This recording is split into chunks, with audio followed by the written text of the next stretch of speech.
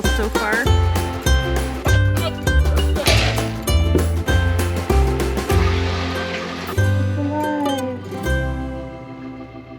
Hello and welcome back to Sage and Stone Homestead. My name is Heather. Last week on the weekly vlog, this is the exact spot where I left you. Obviously, it's the same day. This is my first year really getting to harvest grapes. We put in these muscadine vines last year. I had ordered them, I think, from Stark Bros, and I had ordered one muscadine plant. It actually came with 2 vines in one pot, which was awesome. I stuck one here on this trellis, and then I've got another trellis right next to it where the other one is. And they spent all last year, you know, growing their foliage, growing out their vines, and then this year we are actually getting fruit, and I'm very excited. A lot of it's ready to pick. This is what I'm looking here. The grapes start out green and then they ripen to this gorgeous bronze color. So I'm just snipping them off with my kitchen shears here, and I'm gonna put them in my harvest basket.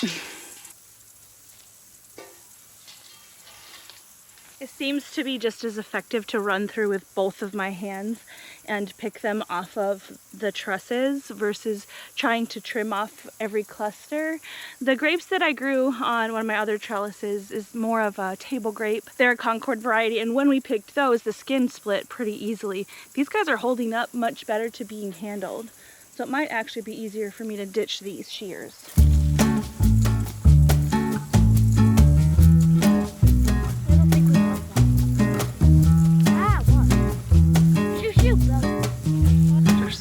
So far, looks pretty good. I like it.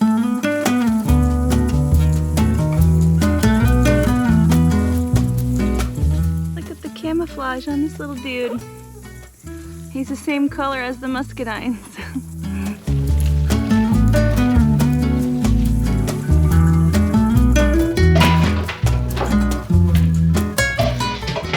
Here are our spoils. I think that to the tippy top, this is 2 gallons worth, which is pretty incredible.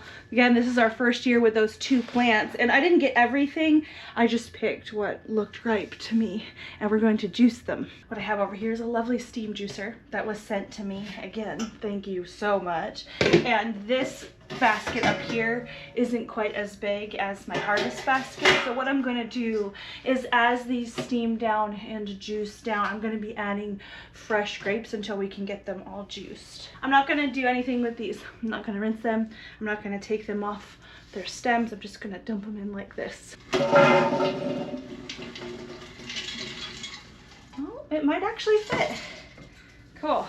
This is wider, so the volume was a little bit deceiving, but they do all fit. And there they are. Aren't they so pretty? Make your guesses now as to how much juice we're gonna get out of here. I was really surprised at the volume of juice we got out of our elderberries. So I think this is gonna be a pretty surprising volume as well.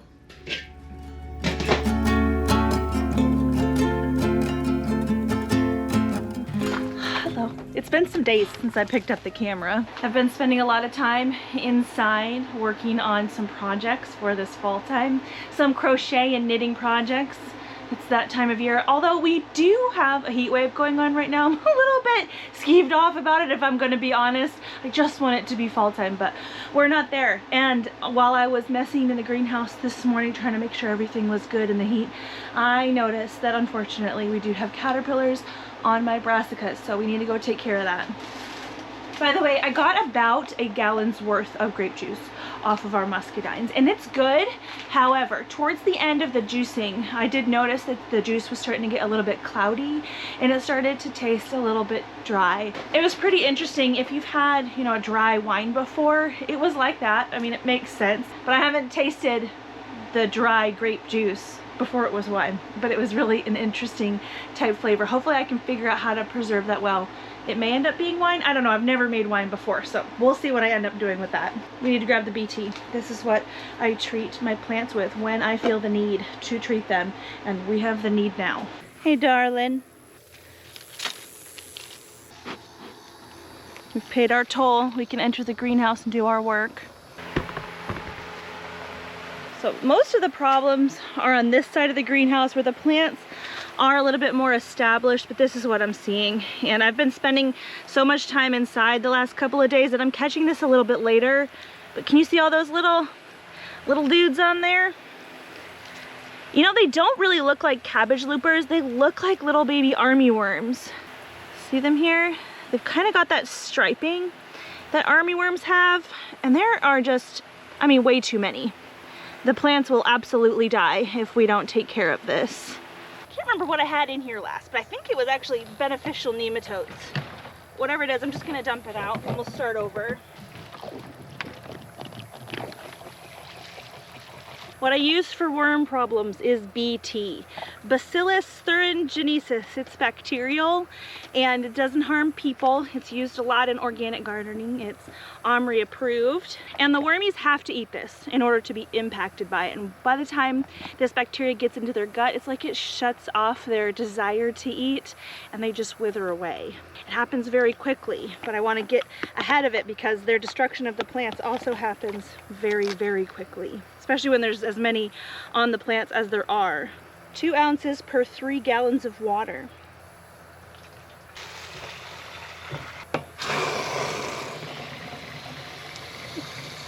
This here is a 4-gallon sprayer, so 4 gallon is up here, and I'm gonna fill it to the 3-gallon mark.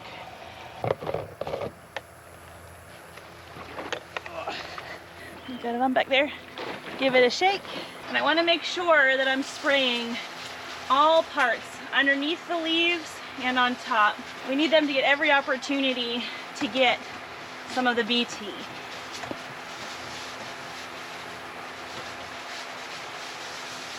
Now over here I've got some plants. There's some essentially volunteer carrots over here that don't look super hot. And I've got some over here as well. All right, so I've got a few different things going on over here. This is an armyworm. I do not want this. This is a swallowtail butterfly. And I do want these. So I need to be very careful with what I'm spraying in here so I don't impact these. I'm fine if the swallowtails want to eat off the top of the carrot, but I'm not fine with the armyworms and the cabbage loopers going after my brassicas. So I'm trying to target just to my brassicas and a few of the tomato plants because my daughter has been in here collecting worms for her pet bird, and there's a lot of armyworms all over these tomatoes. I could leave them, and I have talked about leaving them if their population wasn't super crazy, but the thing is, leaving them on allows them to pupate in the soil as well.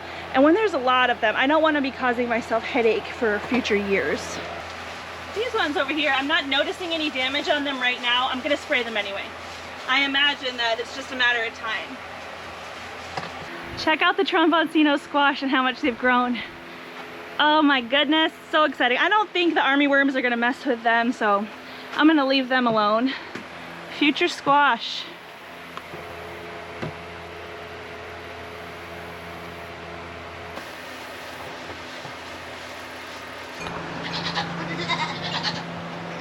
Yes, yes, we know. That's a wether. And if you're not familiar with what a wether is, it's a castrated male goat. They can be very helpful when you're trying to figure out your heat cycles on your does. I did notice that we have quite a few girls in heat. Some of them I'm not breeding this season just because they're not big enough. So Helicity here, I think she's in heat. We're gonna hold off. Red, are you in heat too? Last year, I had basically all of my does go into heat at the same time. And they all got bred at basically the same time. And it was a lot. So this year, I am decidedly not breeding my does the second that I see them in heat. I'm doing more of a hand breeding situation where I can pluck them as needed or as wanted and breed them as needed or as wanted. I'm spreading out the breeding this fall. So this morning I did notice that Miss Tori was in heat, and I did expose her to Bear. And her daughter Missy was also in heat this morning, and I put her with Nefarious. And it just so happens a couple of days ago I noticed that Tizzy was in heat, so I put Tizzy with Feral, and she was bred. Last week we had Shindy with Feral, and Shindy actually wasn't in heat. I thought she was, but she's not bred, so we're still waiting on her. So right now, out of the does that we're breeding, Melee is bred, Molly's bred, Tizzy, Tori, and Missy. We still have Red to go, Elpis wherever she is, and Shindy. Is that all? Do I only have 8? That might be right. I need to look at my list again. We are over halfway done with breeding season, and that feels good. I'm happy with the way they've been spaced out. Oh, well, good afternoon. So it's time to feed the pigs, as you can hear. It's actually time to feed and milk and do all the things. But I wanted to turn on the camera today specifically because I was sick yesterday, and this is relevant because I frequently get questions about what do you do on days where you have to be down. And it's really not easy on those days. I am thankful that I have a lot of help. My husband has the type of job where he could leave work if he really needed to at the drop of a hat and just come home and take care of things. But I also have children that are a little bit older and they do have their own responsibilities, and so if I need them to help me, they absolutely can. The one thing they really can't help me with is milking though. Not that they couldn't, I do have a milk machine, but I've never actually showed anyone else how to use it. The biggest thing with the goats is just not letting them run you over. And my children, they're older, but they're not necessarily big.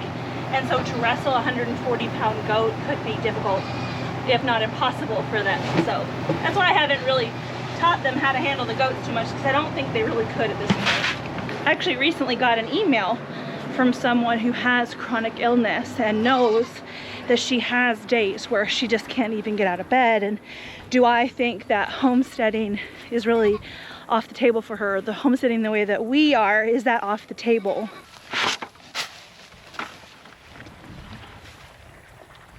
And the answer is no, I don't think it's off the table. Even if you live alone or don't have spouses or kids that could help you, I do think it's possible, but there's a few things that really need to be considered before you get the animals, not after. And it's also why I harp on community sufficiency and not necessarily self-sufficiency. You see a lot regarding self-sufficiency in the homesteading space, and I think there's a place for that. I understand the mindset and the desire, but community sufficiency is where it's really at. That's what our ancestors really did. Most people did not produce all of their own things. They had neighbors and other community members that they would trade with and assist and benefit from, and so that's really where it's at. That's how it's sustainable.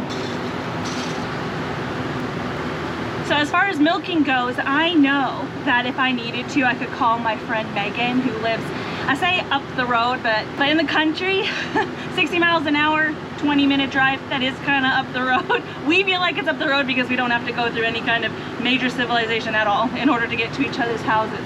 She'd come out here and help me with my goats for sure, and anything else that I needed help with, and I know that. And she knows that the reverse is also true. So that's very comforting to know. But what I do most of the time is not sweat being out to my animals at the exact same time every day. Now this time of year I can get away with that a little bit more because my dairy goats aren't in their peak lactation, and so they can go a little bit longer without their udders threatening to leak, and mastitis could take hold at that point. And so there is that. There's different times of year where there's different things that you have to think about, and so things could look a little bit different on days that you're down. In the middle of winter, one of the things that we have to think about most often here is waters and keeping the waters not frozen. But besides having people that are able to help, it's really helpful if you have systems in place that help just sustain your animals for longer. I come out and look at my animals at least once a day when I'm out here feeding them and taking care of them. Ideally, you want to set your eyes on your animals twice a day, because if something is wrong, you want to be able to catch it as soon as possible. But as far as your systems go, you can set up things that help carry them through a lapse in time that may be needed. Now, not all of the rabbits have them, but I like to have a bowl of water as well as a bottle of water for the rabbit. This will absolutely carry them longer than 24 hours. I like to keep the bowls filled because they really can drink better out of a bowl. They drink more water out of a bowl, and obviously that's best for them. But in the case where I'm not able to come out right away, they do have the bottles as a backup. They don't all have it. I'm working on that, but that's one thing that I do here. But water systems are something to consider. Also, as far as rabbits go, this isn't something that I do, but it's something that I would do if I needed to, is I've seen people actually feed their rabbits hay by laying it on top. That kind of thing is going to work a lot better if the holes in the cage wire are bigger than what I have here. My cages are made with all baby saver wire, so the rabbits can't really reach through that well to get the hay. But if you had cages, or you're going to make cages for your rabbitry, consider having larger holes up here, because then you could just lay down the flake of hay right on top, and the rabbits can pull down what they need. I think that's really cool. When we have to rebuild this, I may do that. I will say I have seen baby rabbits climb the wire and get to the top, and so it would have to be small enough to where the baby rabbits couldn't get out, but big enough to where the rabbits could pull down the hay as needed. And if you live in snake country, that might not be your favorite option too. So these things, like I said, they kind of depend on where you're at and what's going on. If I'm gonna be down, being down when it's grass growing season is my favorite, because I know I don't have to worry about the goats as much, especially since we just put in these watering systems here. These water bowls connect to our hose, which is right over here. This right here is the water line. Ma'am? And then it connects over here, and when they drink from it, it just refills. As you can see, it does get a little bit dirty, but I'll show you how easy it is to clean. So what I do is there's a plastic nut underneath, and I'm just gonna unscrew that. Red is going to be eating the camera, so sorry about that. But it drains down. I've got this, and we can just wash the whole thing.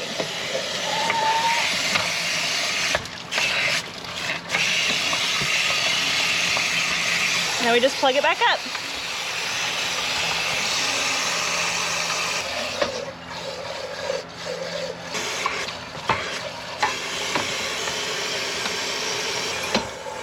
And there they are, fresh water all the time. This pallet helps with the drainage. It's not just gonna be, you know, super soggy wet ground down here all the time. The water does drain down, and you can't see it right now because of the grass, but it will come down out through here. Oh shoot, Shindy's in heat. I do want to breed Shindy. Okay, let's take a detour. They're gonna follow me. They're so nosy. Hey girl, are you ready for a boyfriend today? This is something else that I get questions about, is how do I keep my boys from jumping the fence? They haven't yet, and it's not like they couldn't, but so far it hasn't been a problem. This has been set up like this for a couple years, a few years at this point. And it is actually kind of nice to have them butted right up next to each other, because I can tell when someone is in heat for sure.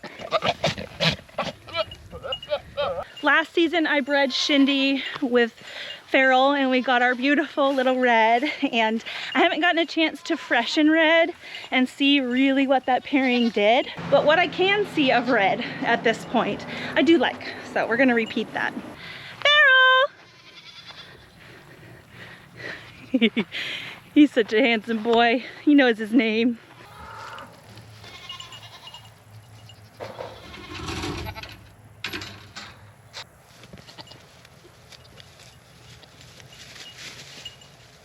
There we go. She kind of fell over. One of the things that I'm not really sure where it came from, and if this has happened to you, I'd love to hear how. But I don't understand how goats can breed through a fence. It seems like they kind of need things to work out perfectly anyway, like when the conditions are ideal. So yeah, that's something else we have not had issue with, is they haven't jumped, knock on wood, and they haven't managed to figure out how to breed through a fence. I know the other day I had talked about wanting to wait on breeding all the girls and not having them breed so closely. This is more spread out than it was last year. It is still kind of close together, but I am trying to breed 9 does and have them kid pretty much within the same month. I don't want them all delivering in the same week, that's for sure. But also, if I held off on Shindy now, she probably won't go into heat for another 18 to 21 days. And that's pushing her more into March, which is warmer than February. And the parasites are definitely picking up by then. Yeah, she's in heat today. See that tail going, and she's not running away from him. Feral's one of those goats who's a gentleman. If his lady's not in heat, he'll blubber at her for a little while, but then he figures it out and he leaves her alone until it's time. Come on, boys! Hello, sirs. I got one of my mini Nubians in a bad habit. I don't know if these other bucks have kicked him out of the herd or what, but he does not come to eat, and it's not because he's sick or anything. I mean, I did deworm him and give him antibiotics just in case, because I did ban him a few weeks ago. But lately, every day when I come to feed, I have to chase him out of our old buck house and have him come over and eat. So here's our new buck house my husband put in this year. And there's our old buck house right there. That's where he is. Yeah, it's time to eat, sir. There he goes.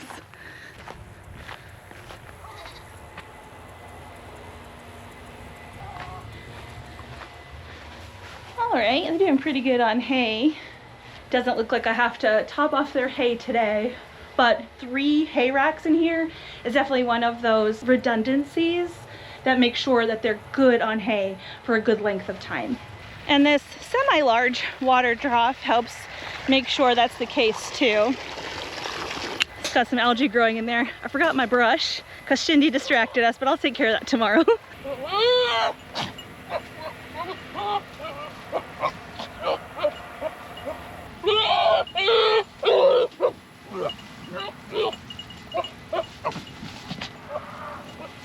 Feral can't hurt Mochi if you're worried about him.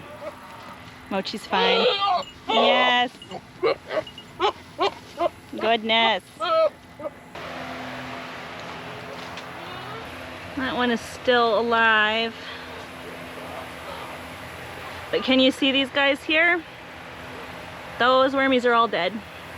There is a living one eating among them, but they do have to eat the BT in order to die. So I don't think I have to retreat, but I'm gonna keep my eye out just in case. Now, when it comes to things like gardens, systems like sprinklers or irrigation systems come in very handy, not just when you're sick, but when you're busy in general. So we'll run this while we milk. I stuck some little cabbages and things among this birdhouse gourd, and I'd like them to get enough light. I just called it a birdhouse gourd. It's not. It's a tromboncino squash. So I'm gonna do my best to train the tromboncino to the trellis and away from those cabbages. These little tomato clips here, I needed this in the beginning for this particular part of the vine, but it doesn't need it now. Oop, and I can reuse it. Over here, clip them so they'll stay. Just like that.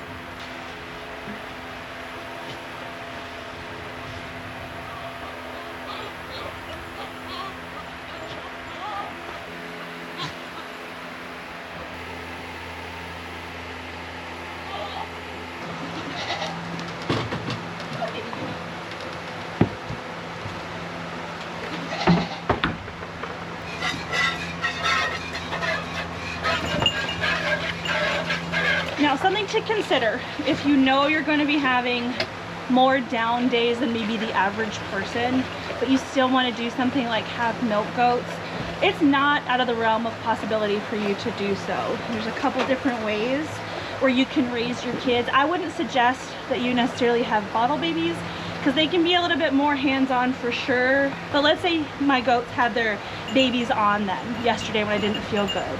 What I could do is just tell my daughter, hey, can you run out to the barn and let the babies out of the pen so they can be with their mamas all day? And that would allow the babies to nurse, mama's udder would stay drained and healthy, and that's a really good option. Again, kind of depending on the time of year. Tizzy had twin boys for me in springtime. We still have one in the back, his name is Bear, and I sold Teddy, so she doesn't have that option. But one thing that is great about Tizzy is that she is a pretty high production doe, but she's not so highly productive that she absolutely must be milked twice a day. In the beginning of her lactation, that could be the case, but like I mentioned before, my goats are not in their peak lactation, and so there's a little bit of give and wiggle room. And we actually only milk once a day as well. It's just, it works out better for me. And so all of our girls are not really at their full capacity once I get them down to once a day milking, but they still do need to be milked that one time. And what I did yesterday, because I wasn't feeling bad enough where I felt like I had to call my friend in or call Levi home, was I just waited until I felt halfway okay, and I took breaks. So I went out and did something with the chickens. I came inside and rested, and then I went and fed the boy goats and came inside and rested. And then in between milking a few of my girls, I went inside and then came back out. It can be hard, but those days, thankfully for me, are few and far between, and so that's how I managed. What I did was I strained the milk, and then I asked my son to clean the milking stuff, and he did. So it's my suggestion, if you know you're gonna have some down days, is don't plan to have bottle babies, plan to dam raise. And I would plan to get animals that aren't super highly productive, because sometimes those animals don't wean down to once a day milking very well at all. It's actually one of the reasons I gave back my goat Clover to the person that I got her from, just because Clover was bred for more and her milking capacity was just beyond what I could handle here. And so think about that. You want goats that make enough milk for what you need, but you also need them to be able to work with the way that you can manage things. Come on.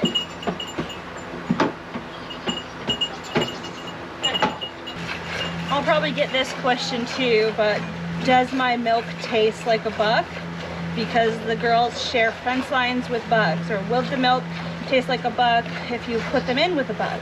I haven't found that to be the case, but we've been drinking goat's milk for a long time, so maybe there is something there that I'm not picking up on. You know, like maybe I'm nose blind to it. But no, I haven't found that to be a problem at all. And we will continue milking these girls, or I guess we could continue milking these girls until they're about 3 months bred. We want to dry them off for the last couple months of pregnancy. This not only benefits their bodies in the fact that they are trying to grow life as well as milk.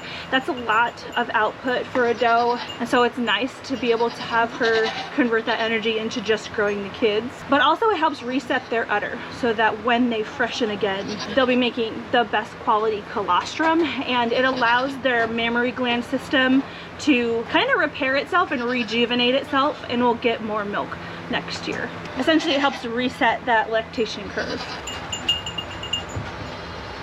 I did talk about how after I strained the milk yesterday, I had my son put the milk away and clean out the milking stuff.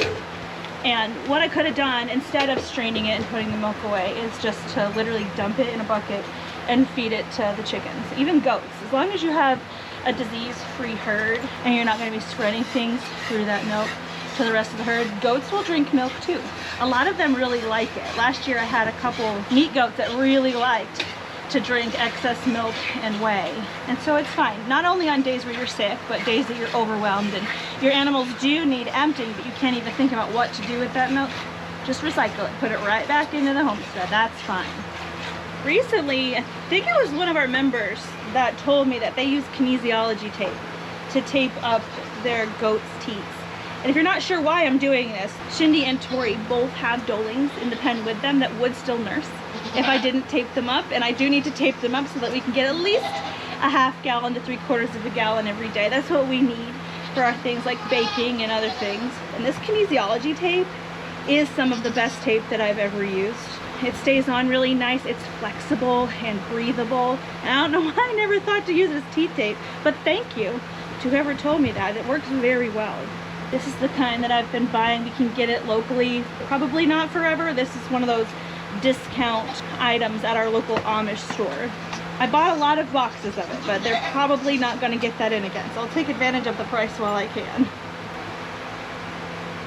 So the conversation we just had was about homesteading with illness, but I do not come from the space where I'm homesteading with chronic illness. And if that is you, I would love to have you put down below your experience if you feel comfortable with that, just so we can get your perspective and other people can learn about what works and what doesn't. If you know of any homesteading YouTube channels where there's homesteaders with chronic illness, please share them down below. YouTube might not allow you to link it right away, but it should go to my review folder and I'll approve those comments. Hi guys, it's Wednesday. I know that last week I told you we'd work on some rabbit hides this week. I didn't anticipate it being 90 degrees outside and I didn't anticipate getting sick. I really don't feel like being outside right now. We'll worry about that next week. Thankfully, salting the hides allows them to wait for us to be ready. So I'll give you an update on what the hides look like right now, but I need to process milk today. I also need to clean my kitchen, but that's going to happen while the milk has its series of 2-hour set times. But I have around 5 gallons of milk here. I think the oldest, yeah, end of July. And so this is all I have for excess milk with the amount of milk that we're getting right now. I get about 3/4 of a gallon a day right now. We do go through a lot of it. So this is all I have for excess milk in well over a month's time. I have a lot of hard cheeses stored in the cheese fridge, so I'm not going to worry about that. What I would like to do is make some more of like the Velveeta style cheese except my friend Jennifer just posted a very similar recipe that does not require butter, which I think is very important because number one, butter is a very expensive ingredient, and butter sometimes is hard to come by when you have goats. You can get cream off of goat's milk that's sat for a little while. I don't know if it's gonna come up here, but there's a cream line on this milk, so you could dip out cream to make butter if you like. A lot of people will dip off the cream and store it in the freezer until they have enough to make butter, but still, you sort of need a cream separator in order to get a significant amount of cream out of the milk, and I don't tend to prefer dragging that out and washing it all the time. So the little bit of goat's butter that we do have is precious, and I'd like to not have to buy butter if I don't have to. So being able to make like a cheese whiz or like a queso kind of style cheese without butter, really valuable. So that's what we're going to do with all of this, and it freezes well. This is what the hides are doing. They are just completely salted and hard, and they're fine. They'll wait. Thank goodness for this shed where I can just kind of set it and forget it. So first things first is going to be to dump all 5 gallons in here and heat it up to about 100 degrees and create more dishes for myself in the process. It's just part of it. Now this milk has been sitting since the end of July. Now my fridge is very cold. Oh yeah, there is some souring starting to happen. That's going to be fine. I don't know if this is accurate. This says June. Oh, this might have been sitting out there for a little while. Huh. Yep, it's starting to sour too, but it smells good. It's not like it's going rancid. The next one is about a month old. Doesn't smell sour. Do I have milk in the front fridge? I don't know. You should do. I do? Okay. I'm pretty sure you do. Yep, I sure did. This one was 6/21, so it's a couple months old, going on 3 months old actually. And you can see the separation here. Goat's milk will separate into cream and skim over time. It doesn't take 3 months, but it does take a couple weeks. Oh, a little bit of a gas exchange there. Nope. Can see some of the cream here. Smells sour. It does not smell bad, so I'm gonna add that. Okay, the milk is up to 100 degrees at this point. Now it's time to acidify it. The recipe calls for using citric acid. I know a lot of people, or some people, aren't comfortable using citric acid. If you are sensitive to this, Jennifer goes over a few different ways that you can alter the recipe and still get a pretty decent result. I have linked her video down below. But we are fine with citric acid, so I'm going to use it, and we need to put in 1.5 to 2 tablespoons per gallon. Because some of my milk is older, I think I'm going to err on less citric acid since the older milk is already a little bit acidic. I'm going to start with 6 tablespoons because I think I have about 6 gallons in here. I know I said 5 before, but that was just a guesstimate. Stir this around. You can see in here I am getting a few curds, but what I would like to see is a clear separation of curds and whey. Right now my whey is pretty milky, so I probably need some more acid. There we go, this looks better. Can you see how the whey is much less creamy? It's more yellowy and translucent. That's what we want.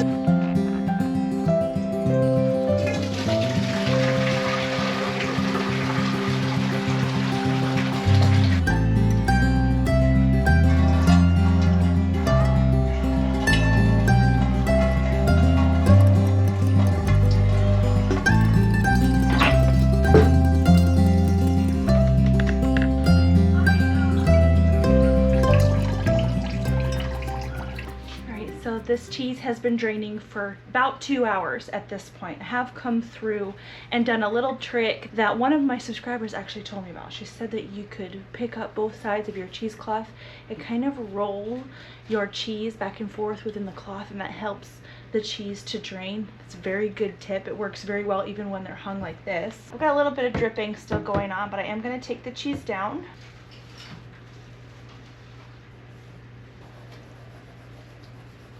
I was hoping we could complete the process in this pan, but we can't. But this is the texture of the curd right now. This bowl fits 2 gallons, so it's quite a lot of cheese. And it's going to probably have some more volume by the end of it because we are going to be adding milk and things later. But for now, I need to de-acidify these curds. I've got some baking soda here. The recipe works out to about 2 teaspoons of baking soda per gallon of milk that you started with. So I've got 12 teaspoons here. And because we did have some acid in this cheese, there should be some kind of reaction, nothing crazy or volcanic, but it could froth up enough where I do need to split this into 2 separate bowls. Ooh, yeah, can you see it growing? It's alive. All right. Oh Lord. I need a bigger scooper. Okay.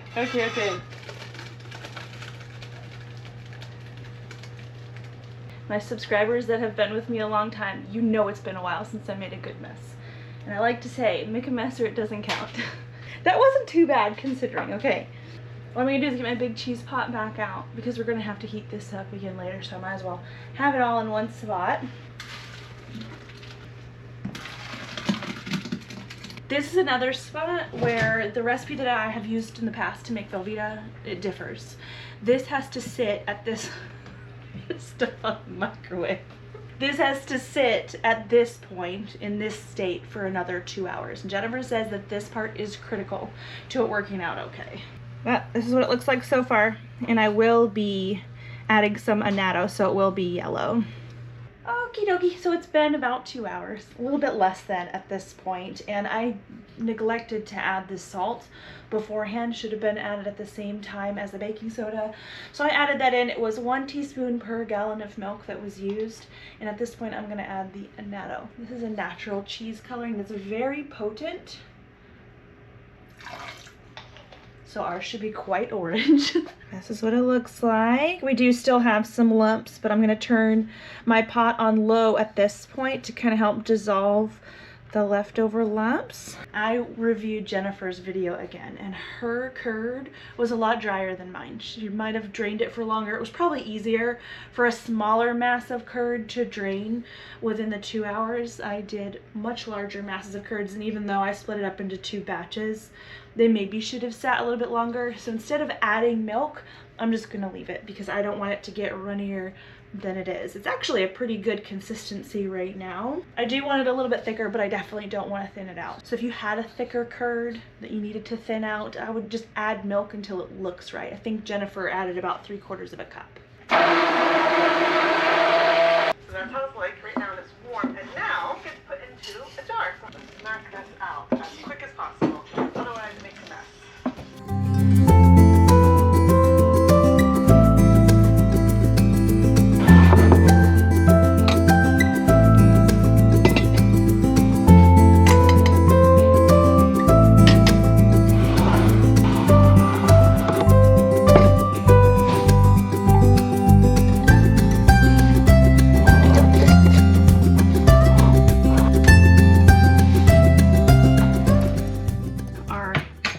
Cheese or Cheese Whiz.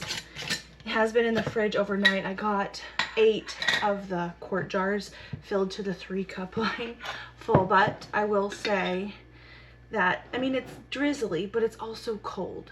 And I was thinking that it probably was going to act the way that I saw it when it was warm. So when I warm this back up, it's going to be pretty liquidy, which really wasn't what I was hoping for. However, it is not a total loss. What I can do when I go to use this is basically make a roux in the pan before adding this in. So if you're not familiar with what a roux is, essentially you put butter or some other kind of fat down in the pan, turn it on, and you also add flour to that and kind of cook and toast the flour, and then add in whatever liquid you want to thicken.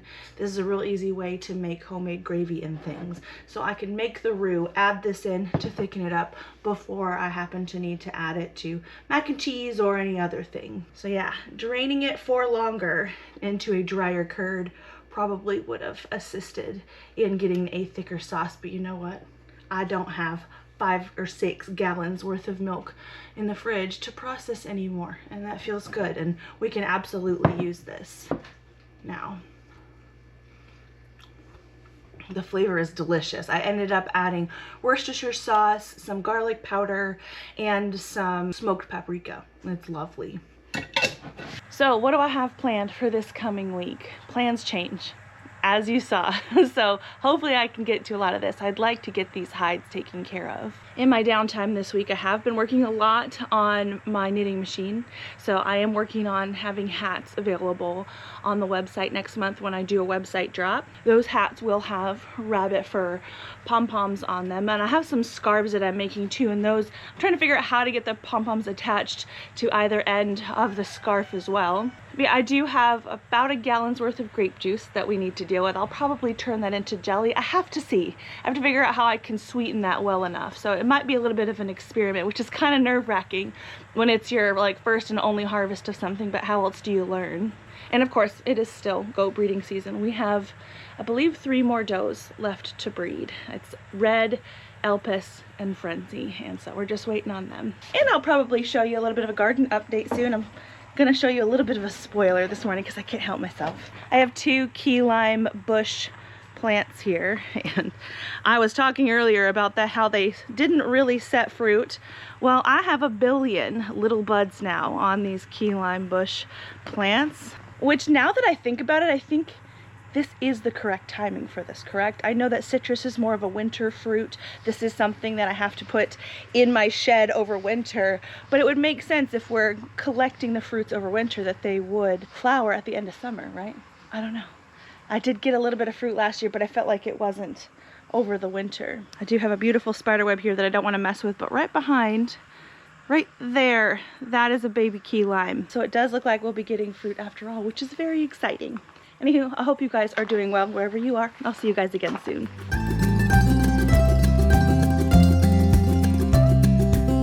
The leaves and on top. If you need those bugs, ah!